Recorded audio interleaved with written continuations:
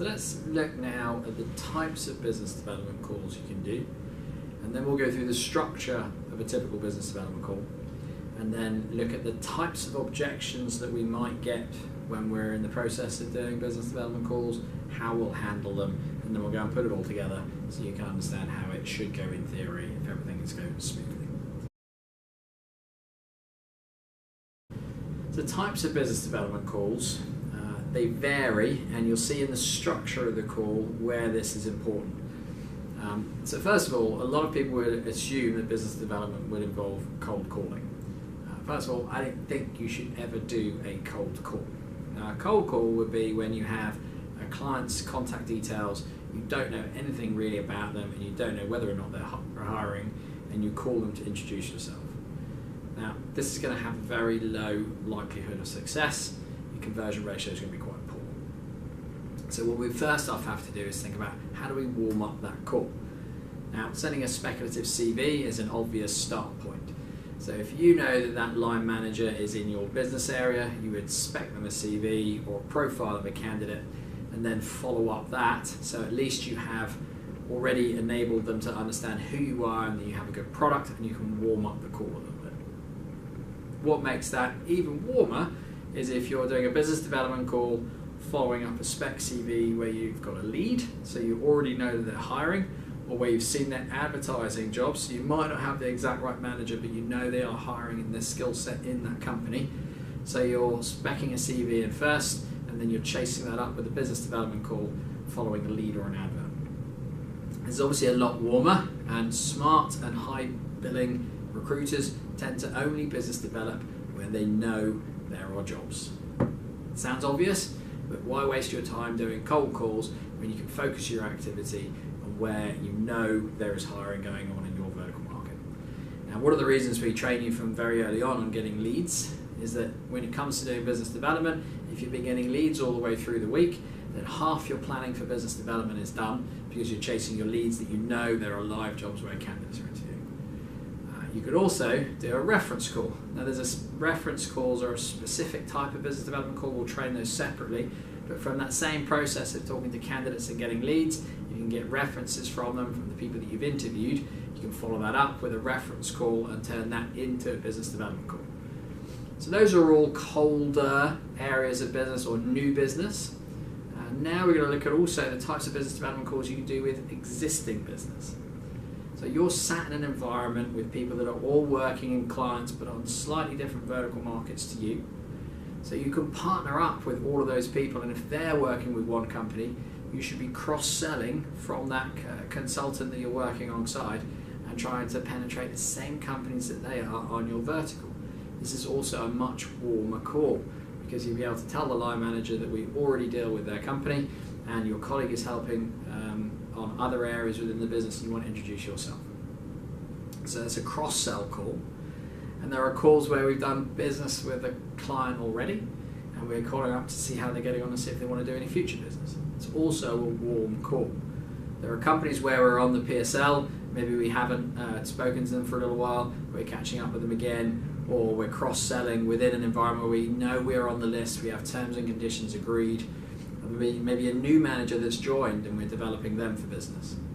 So all of those different types of calls, from chasing a lead, sending in a spec, chasing an advert, cross-selling from a colleague, taking a reference, they're all much warmer calls than cold business development calls. Now, number of calls that we need to do in a week, typically we need to connect to around about 20 hiring managers in a week from our existing clients, new business, in order to have a conversation with them to try and move that onto a meeting or to develop business and build a relationship with them moving forward.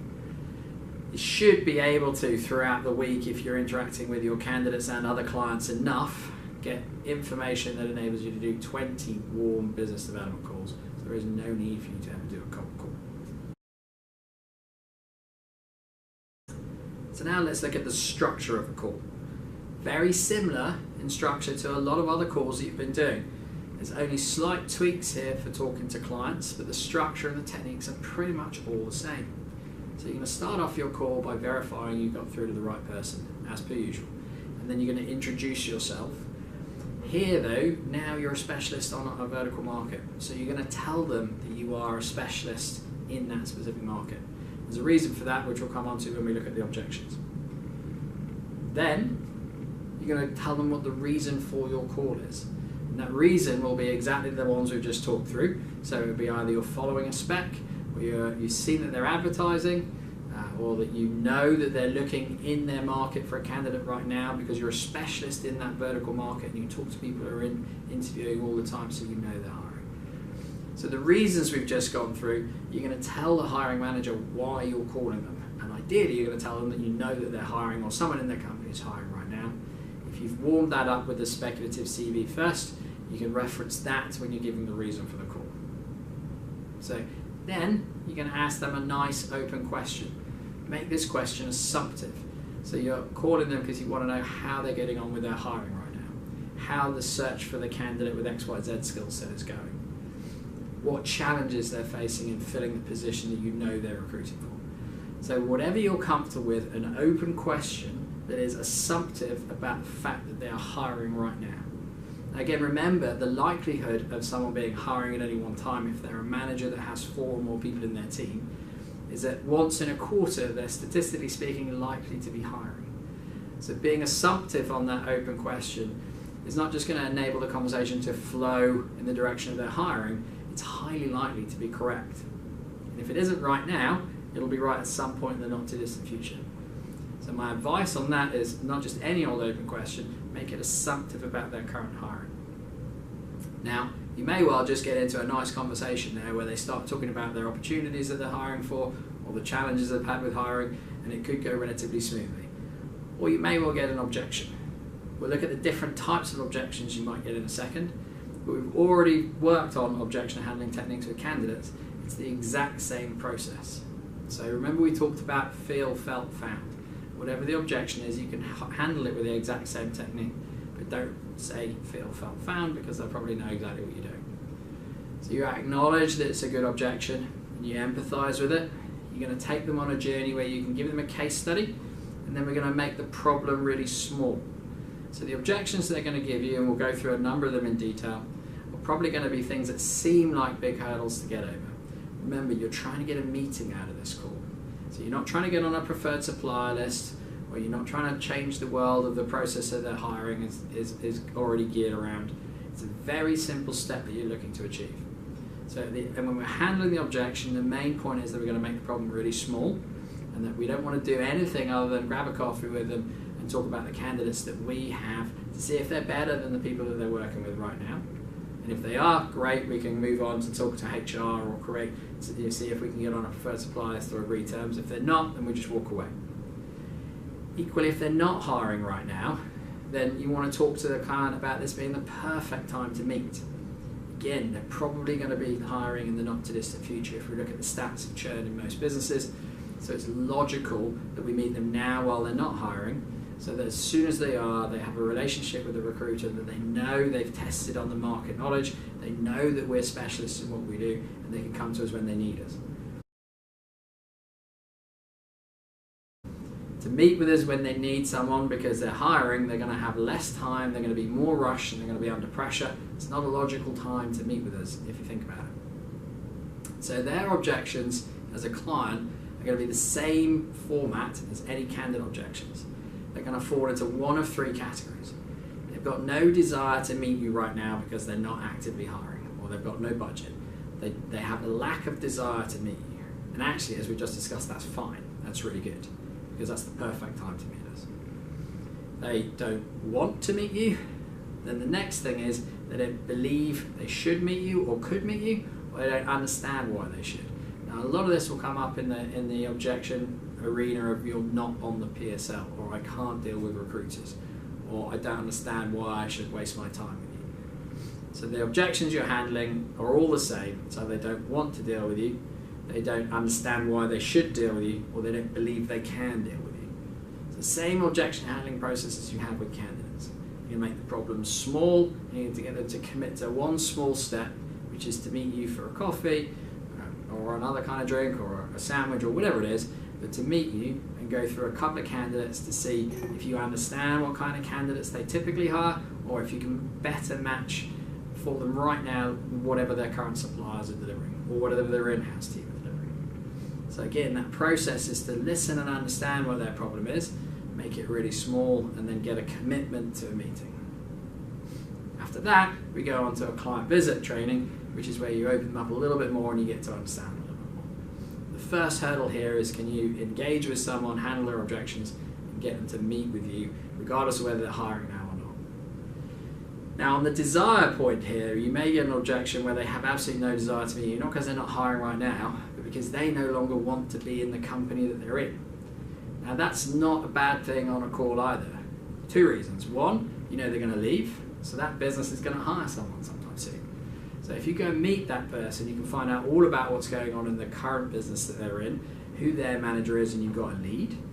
Secondly, you turn it into a headhunt call. If they're a good candidate that you can place, you still meet them anyway, because you can get them exclusively as a candidate, given they're probably passive on the market right now, or even if they're active, go meet them, because then you can get leads and you can understand exactly what they want and where they've been on interview. You build a relationship with them on the assumption they're going to get another job sometime soon and become a client there.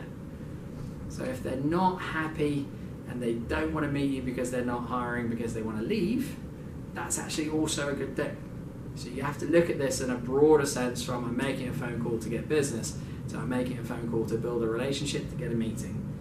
And under those circumstances, you can convert any objection into a worthwhile meeting. So now I want to also focus on taking a reference as a tool for business development. Now, this is a particular favorite of mine as a tool for business development because it already puts you in a different position on a call. When you're making a typical business development call, you've got to get through to someone and explain that you're calling from 20 recruitment, and effectively you're explaining to them that you're trying to do business with them, and their back is immediately up. They have objections prepared and they know how to make that call difficult for you. They have objections that are given to them by the HR department and whatever about you're not on the PSL, you can't deal with them. And so it's a tough call to do. You have to be quite skilled to navigate a lot of those calls. Whereas if you're calling someone to take a reference on a candidate, then their barriers are low and they're not expecting you to turn that into a business development call. So this is a nice way to get through gatekeepers if someone is preventing you from going through. If you've left a message for someone, they're more likely to call you back. So the first thing that's a problem with business development calls is getting people on the phone and getting them to call you back. Whereas this is common courtesy for people in business. If they've given their permission to a candidate to be a referee for them, is that they will take that call or they'll return the call and they will communicate with you about the candidate. So first of all, it gets us through the difficult process of getting hold of a line manager. And it's common courtesy to do it, so it's likely that they'll be compliant and they'll want to get involved with doing a reference for you. So that's the first hurdle. Second point is it enables us to sell without them feeling like they're being sold to, because we're providing a service for a candidate and we're not directly selling to them. So it's a great tool, and I personally prefer this than any other form of business development and use it all the time. So let's look at the structure of the call. We're going to verify they're the right person, just as per usual, and then we're going to let them know this is going to be a really short call. We're taking an informal reference on a candidate, and we're doing this because we're specialists in our market, and we like to only represent candidates where we know they're really good quality and they're going to be a good fit for our future client because we've taken references from them from their former employers. And this is an important way to start the call because this already sets us apart from most other recruiters they're going to deal with. Very few recruiters will take references on a candidate before they have them a job opportunity. So we're setting ourselves apart on the outset as a different type of recruiter to the ones they ordinarily deal with. And we're setting the subject matter around a candidate that they must know because they've dealt with them previously. You might get a few people here that are uncomfortable giving formal references, and they'll clarify they only want to confirm the dates of employment, particularly if they've been trained by the HR department to do that. So you've got to emphasize it's an informal reference where we just want to make sure that we're working with the best possible candidates. So again, we're trying to lower their guard to make it not a big deal. And then we're actually going to go through the process of taking the reference. Now, there's 2 bonuses for this.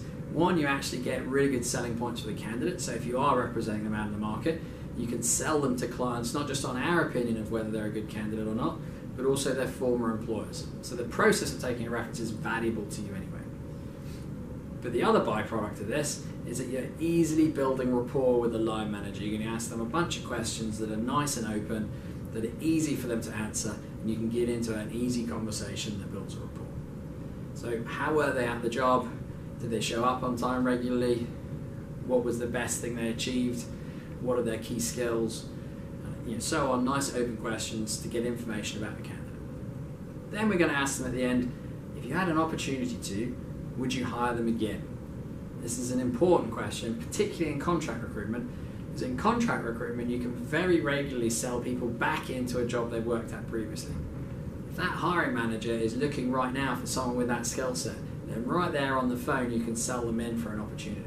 They'll know they've worked with them before, they'll know they understand the systems, they'll know the quality of their work, and they'll know their culture. And the process of taking the reference reinforces that they're a good candidate, so you can sell them straight back in. Most contractors that are good will have worked again at places that they've worked. They'll be very happy to go back. You don't really have to sell the opportunity very well, so if you can turn that into an interview right there and then for a contractor, you're really doing well.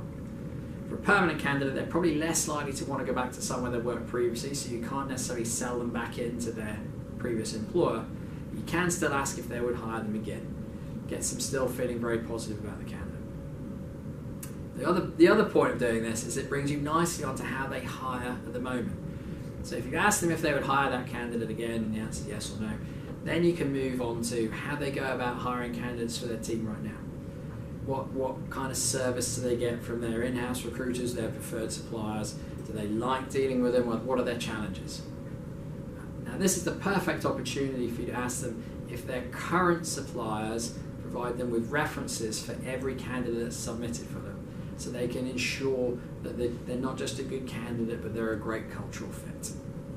Now I can guarantee you that hardly any recruiters, if any at all, will actually do this, so they're likely to be surprised that you're asking the question. Again, we can position ourselves, still not on a sales or business development call at the minute, as better or providing a more caring service than a typical recruiter, because we're just asking them if they're doing something that we do, and they already know that we do it because we've just gone through the process of doing it. So at this point, we're starting to separate ourselves from the rest of the recruiters that they deal with, and we can maybe get a bit light-hearted and say, oh, you must be dealing with some very average recruiters if they're not providing that service for you. I would always make sure that for a key client, I want to make sure that the placements that we make aren't just bums on seats, but they stick in the role. And to do that, it's really helpful if you've got a reference from a former employer before you even start working with the candidate, because you only like to represent the best. This is very different to what they're going to be experiencing from their current suppliers and even their in-house teams. So you set yourself apart right now. Now you go in for the kill of suggesting a meeting to talk about maybe other services that we could provide them that would be different or better to their current providers and recruiters, and we ask them if they're hiring right now. If they are, then we can move on to give you a short sample of what it is that you're looking for. Let's maybe grab a coffee. I can come to you with some candidates that I've already referenced. I can give you their former employer's opinion on them, and we can talk through them over a coffee. So you've gone through then slightly increasing the intensity of the call, but still in a very comfortable way for the hiring manager. The majority of the call has been talking about very safe subject matter of a previous candidate that they've employed, and only right at the very end are you turning it into a business development call. But subtly all the way through the call you've been selling yourself and the services that 20 provide is distinctly different and significantly better than their current suppliers. It's a really neat call, and the only objection you're likely to get at any point through it is whether or not they can give you a reference rather than confirm the dates of employment. And again, it's easy to overcome that one because you can back off and say that this isn't for a job, we're not representing the candidate for a job just yet. It's even before we send them to anyone, we just want an informal reference. So again, you're making that problem really small, there's no potential liability, and you can continue on with the call. This is an excellent form of business development, and again, why we teach you to get referrals and references off a candidate.